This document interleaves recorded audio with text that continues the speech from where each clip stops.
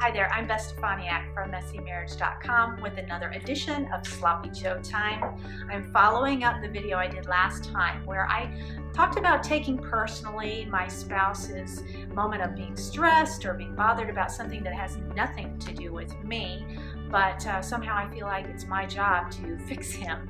Well, there's a flip side to that because sometimes I'm that spouse. I'm the one that is irritated, stressed, disappointed, whatever it might be about something that's not related to my spouse, but somehow I want to pull him into that mess and communicate in this raw and negative and kind of critical, prickly way that I'm hurting. And I think that that's somehow going to give him the motivation to come towards the grizzly bear that's growling in the corner.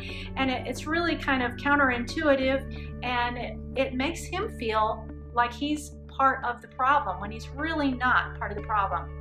And so I am learning 3 new strategies that really I feel like have been helpful in kind of nipping this in the bud.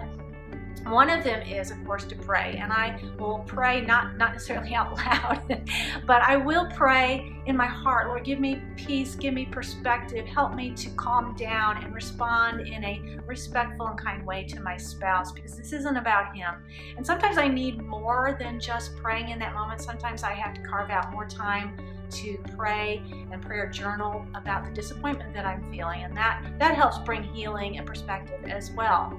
The second thing that I do, my husband and I are really big on talking about whatever conflict we might have had later on when we've cooled down, and we will process, and I will ask him, what would it look like for me to communicate to you that I'm disappointed or hurt, and it has nothing to do with you, but I want to communicate that to get you to recognize your need to come and offer me empathy or support at that time. And he'll give me some specifics. So the next time that happens, then I will try to put those in place, and there's this grace that he can extend to me, and sort of this sense of we're a team working on this together in those moments. It really cheers us both on in that process.